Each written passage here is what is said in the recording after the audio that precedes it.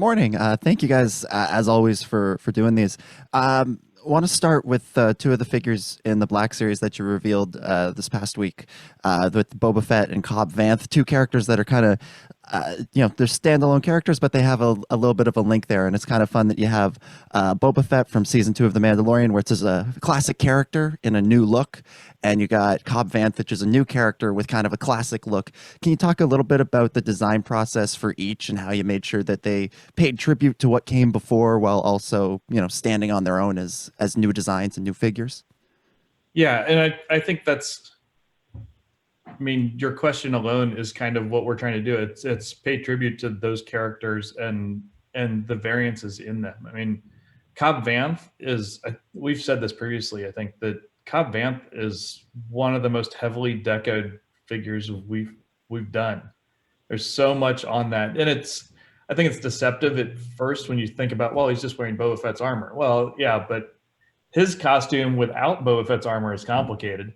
And then it's a more complicated version of Fett's armor on there than Fett ever wore, with all the weathering and chipping deco and stuff. But looking at those two and pieces that are similar between the two of them, making sure that all those details are dead on, it's fun and a great exercise to do that, to balance those two off each other. So, and we try and do that across all the figures like that and wherever we can.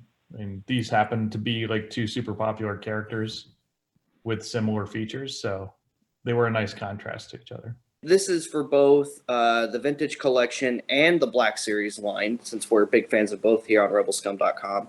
And that question is, what is the process of selecting characters to produce figures for both VC and the Black Series? How do you go about maybe prioritizing which characters get produced when? It's man, we could have a whole half-hour conversation on this, but it's a question for the whole team, really, in a way, because we sit down, we all talk about it. We're all fans. Most of us are collecting figures ourselves anyway, so like we all kind of understand it from different points of view. We're looking at new content and trying to prioritize getting new figures out. I think everybody would agree that we don't need like another one of a figure that we've done previously, and when there's a new character coming, so like things like that, where we want to make sure we get new stuff in people's hands. We want to make sure that we're giving new characters to Black Series and new characters to TVC, and it's a giant juggling act of all those different things, and then just trying to make sure that we're addressing things like to get characters out that work with play sets that we're doing, and making sure we have a world to support those different pieces. So there aren't necessarily standalone figures or a standalone play set, that it has a halo of figures and choices around it. All right. Chapter 15 was an iconic episode of The Mandalorian. It's great to have Brown Eyes as a pipeline reveal in that trooper disguise. As many fans know, this is pretty much the tooling needed for a mud trooper in Solo to make his way into TVC collector hands. How much is tooling leverage considered when planning a figure? It's considered a good bit. Because what it does is it lets an individual figure sometimes be more efficient. So it opens up possibilities for other figures maybe, or to make a more deluxe alternate thing. So we're always looking for ways to do it for efficiencies in figures. And the fact that we have that, like you said, like a mud trooper, like becomes more possible in the future because we have that library of parts and pieces that we can re-leverage on a different figure. So. All right, so I want to bring things back to something you guys were talking a little bit about earlier, which is the Mando, Grogu, and Ice Spiders figures that you've got coming out. Can you talk a little bit about the design for the process for the Ice Spiders? We're getting some new creatures in there, and if maybe perhaps having little creature pack-ins like that is something that we could see more of going forward. Hopefully. I think I think having creatures that made sense at the scales we needed for those accessories certainly helped. I mean, we can't do that figure with a blurg in that pack. That doesn't make any sense. But having little spiders that we can do, a lot of fun. So hopefully we see more of that small creature sort of thing in content that we can play with. As far as the design process for those, it was a fun kind of joint thing between the Black Series team and the Vintage Collection team to be able to make sure that our spiders were going to work and be kind of relative to each other in size, so that you can do the thing where if you buy a Black Series and a Vintage Collection figure, you have 3 sizes of spiders to build out your scenes with, and making sure that the detail level and articulation was appropriate for those different scales. And the little tiny spiders, and it's tough to make the little tiny spider legs work quite the same way you can on the other 2 large scales. So, but it's a fun process to do that and figure out what makes sense for the different assortments. The next specialty wave includes 2 Attack of the Clones figures. Were they included to help celebrate Attack of the Clones' 20th anniversary next year? And will there be additional TVC celebration around this anniversary? Well, yes, the fact that the anniversary is coming is part of the decision to do those figures, but also just because of kind of the attainability of those figures previously, and to get them back out in people's hands. Plus, they're just fun figures to do. The next year, we're still trying to do things like that, but next year, obviously, there's a lot of new content coming. So, I mean, new content is our priority, but I don't know that we have anything to tell you guys specifically for that. But Attack of the Clones is not a forgotten property. During PulseCon, we got an updated look at the Leia Organa Elite Force Effects lightsaber. It looks exquisite, it really does. Does Hasbro anticipate going back to the well and previously released lightsabers, such as Luke Skywalker's from Return of the Jedi / The Mandalorian, or revisiting the Skywalker Legacy lightsaber in its reforged incarnation, or any other previously released designs and bringing them back with the Elite treatments? Well, you saw in our pipeline reveals that Darth Vader is one of the sabers that were coming. So yeah, I think lightsabers are cool.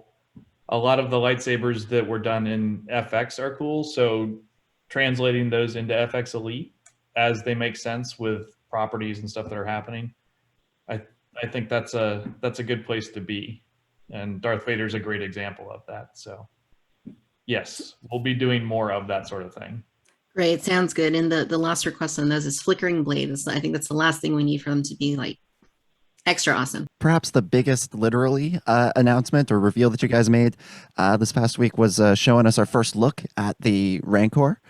Can you talk a little bit about the decision process and why you picked the Rancor, why the time was right for that specific beast, and also the shift from the 3 3/4 inch scale for the HasLab projects to the 6 inch scale? Basically, this has been in the conversations from the beginning of HasLab several years ago. It's kind of one of the most iconic and large, and the size is kind of right for HasLab. So as we talked about Black Series projects, this one was always in the mix.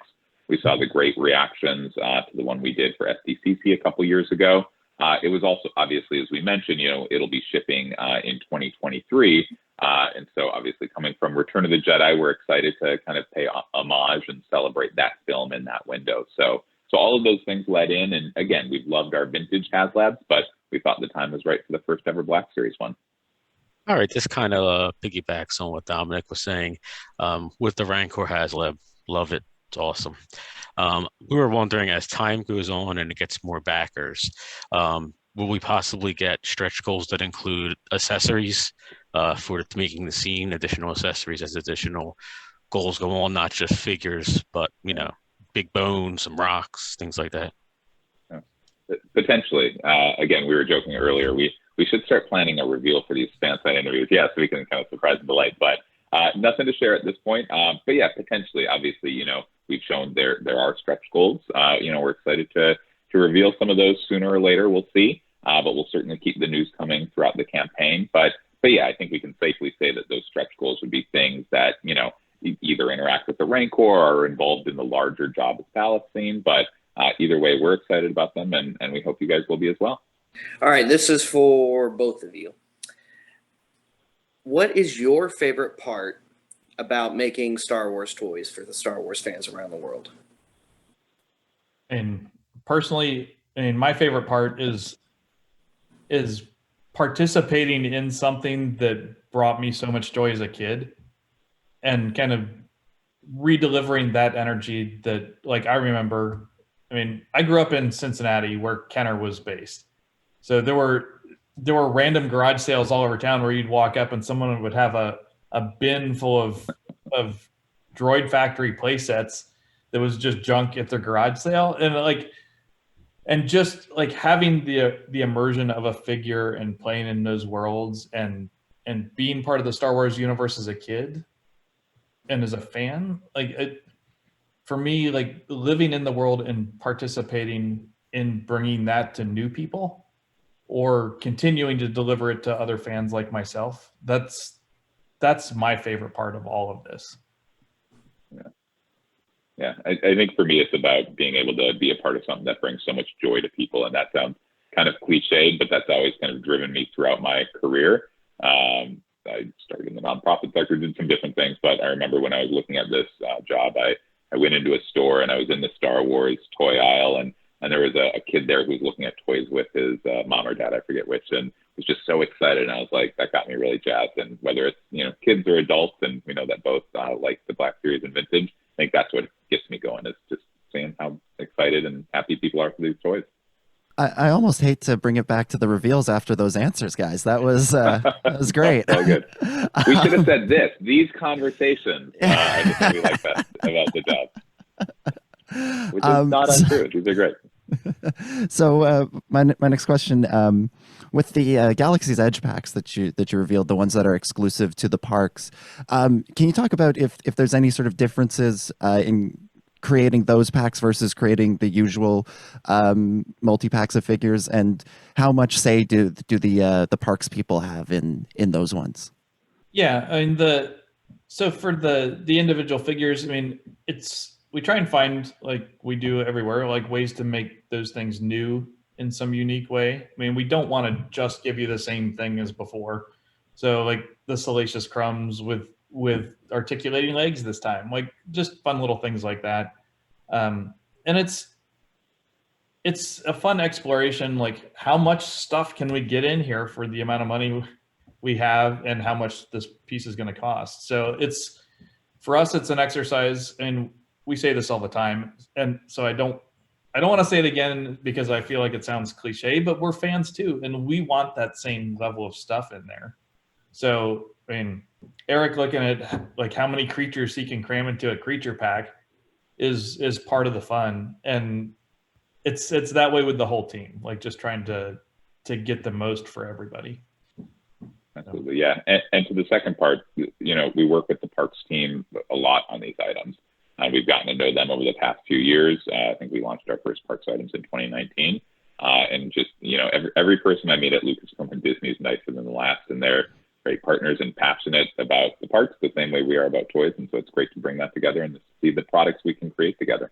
On the day of when all the stuff pre-orders went up, a lot of the Star Wars fans are kind of upset that they paid for a membership, but they weren't able to get the pre-orders like the other products were. They couldn't get them early. So they were wondering why that decision was made for the members that paid, as it was supposed to be a perk to be able to pre-order early. Was there a certain decision of why you guys couldn't do that for the Star Wars brand? Yeah, no, I appreciate the question and do appreciate you sharing it. We got a similar question on another one. We love these sessions partly because it helps us, again, we're always trying to understand what the fans want and are talking about. And so it's helpful to get that feedback. Unfortunately, kind of all I can say, that is the policy at the time. That being said, again, we hear you. We'll certainly take that feedback into consideration in the future. And again, we were excited to kind of, offer, perks in different ways. Like we had the 1027 event last week that was only available to premium members and had some cool reveals, Black Series reveals there. That's about all we can say at this point. All right, we got to jump to Dominic for our final question. Yeah, and I'll try and be quick because I just saw the Book of Boba Fett trailer just dropped, so I think we all want to jump off and watch that. But we've talked a lot about the reveals that you guys made. Have a quick question about how the reveals get made, especially in a sort of a couple of weeks like this where you have a lot of events. You have the main PulseCon event, you have the premium event, and then you have Lucasfilm's like weekly Bring Home the Bounty reveals. Can you just sort of talk a little bit about how you pick and choose which figures, which reveals for what event? You just sort of have a big whiteboard there and you just sort of moving names around going, oh, we'll do Omega here and we'll do Mando there, sort of thing? Yeah, and I would say, they're all kind of main events. Maybe the premium one was a little smaller, but Bring Home the Bounty and PulseCon were our two big focuses. I'd say it's kind of a virtual whiteboard here with the world where it is. In the past, it would have been a physical one.